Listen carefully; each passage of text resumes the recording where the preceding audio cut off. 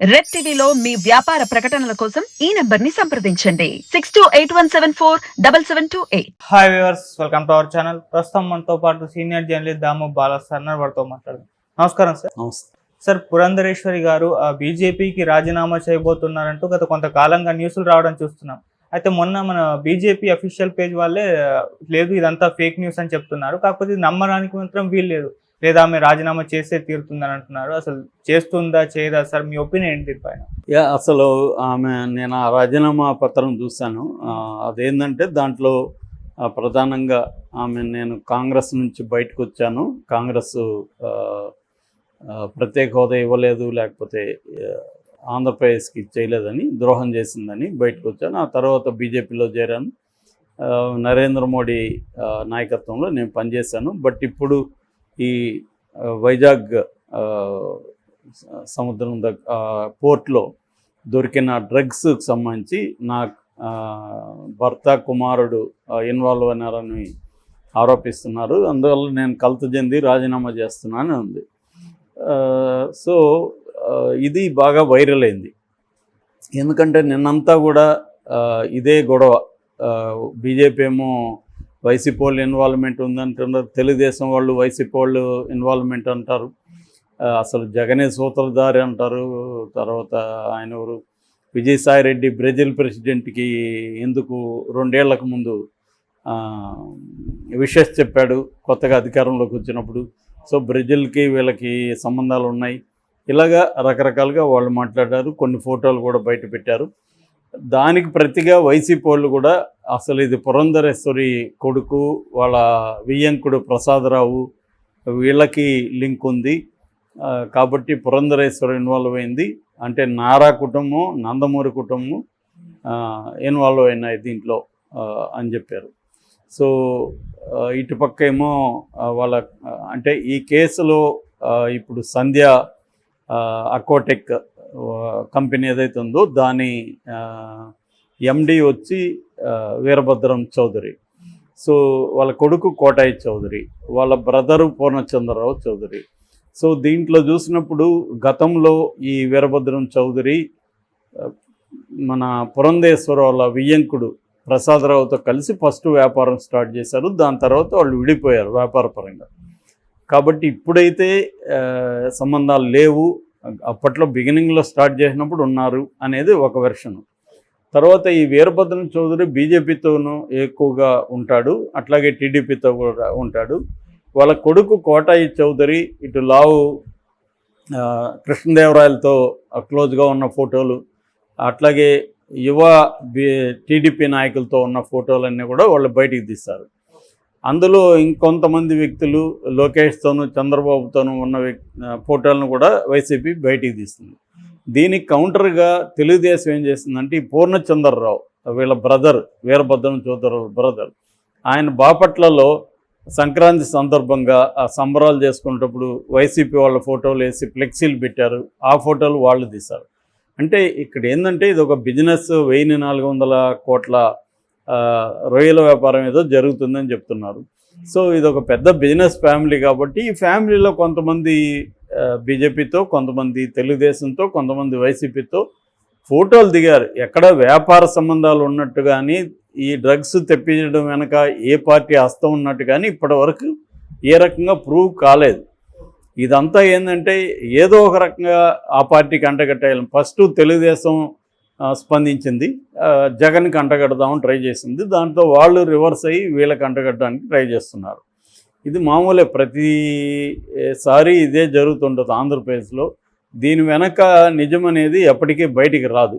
ఈ కేసులో కూడా నేను చెప్తున్నా చూడు, ఎవడు కూడా దీన్ని ఫైనల్గా తేల్చి అసలు ఇది ఎవరు చేశారు ఏంటి అనేది బయటికి రానే రాదు ఫైనల్గా. ఈ హడావిడంతా 4 రోజులే, మనం అందరూ మర్చిపోతాం, ఇంకోటి ఏదో వస్తుంది, ఇది కనుమరుగైపోతుంది. ఇది ప్రతిసారి జరిగేది ఇదే. సిబిఐ కానీ ఏమి కానీ ఏది చేయదు, వాళ్ళు హడావిడి చేసి వెళ్ళిపోతారు. మళ్ళీ అసలు ఇది డ్రగ్సే కాదని వాళ్ళు కంపెనీ వాళ్ళు అంటున్నారు. మేమేంటంటే ఇది డ్రైడ్ ఈస్ట్ మిక్స్, ఇది దీంట్లో డ్రగ్స్ ఉండే ఛాన్సే లేదు, మేము ఆర్డర్ ఇచ్చింది దాన్ని ఇచ్చాము. సో ఇది అసలు డ్రగ్సా కాదనేది ఇంకా తేలనే లేదు, వాళ్ళు పరిశీలిస్తున్నారు. సో ఒకవేళ డ్రగ్స్ అయినా కూడా మాకు సంబంధం లేదు, పంపించింది వాళ్ళని అడగాలి, మేము ఆర్డర్ ఇవ్వలేదు, ఏ రకమైన మాకు డ్రగ్స్కి సంబంధం లేదు, ఉందని మీరు నిరూపించండి అని వాళ్ళు అంటున్నారు. సో ఇదంతా తేలిలే వ్యవహారం కాదు, అసలు డ్రగ్సా కాదనేది ఇంకా పరిశీలనలోనే ఉంది. దాంట్లో ఉన్నది వాళ్ళు ఇప్పుడు ప్రైమరీ నిర్ధారణలో డ్రగ్స్ అని కొన్ని రకాల లిస్ట్ ఇచ్చారు. ఓకే.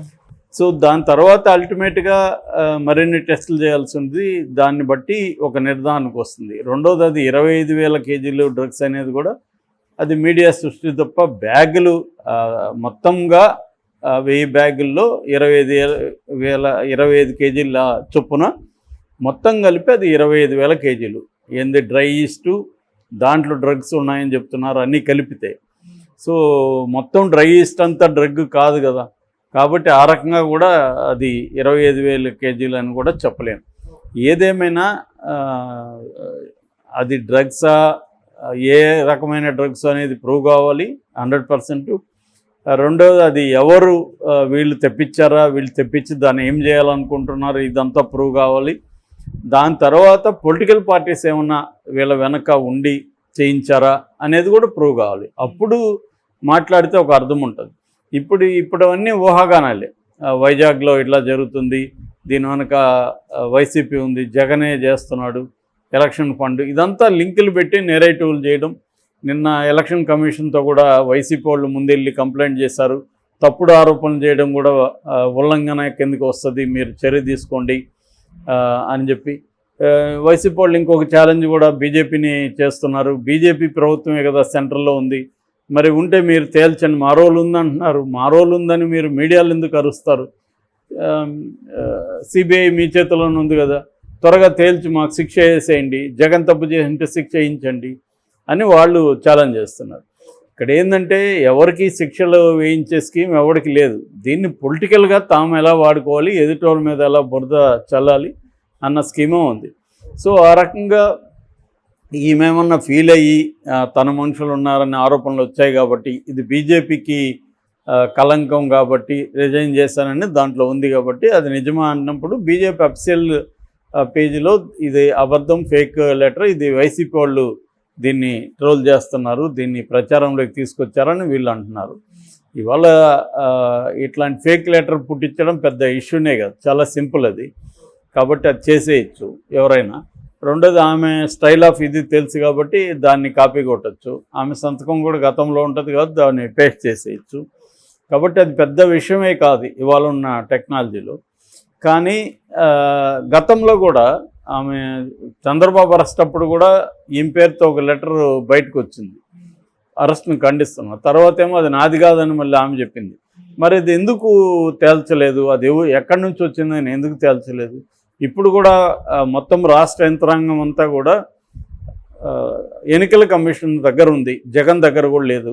సో ఇప్పుడు ఈమె దీన్ని తేల్చడానికి ఎందుకు సీరియస్గా కృషి చేయట్లేదు? దాన్ని బట్టి తెలిసిపోతుంది కదా అది ఎవరు చేశారని. సో అప్పట్లో వినిపించింది ఏంటంటే ఆమె ఖండించింది, బట్ కేంద్ర అధిష్టానం, బీజేపీ అధిష్టానం ఆపమని చెప్తే ఆపేసి వాళ్ళ మీద వేసేసింది అనేది ఒక వెర్షన్.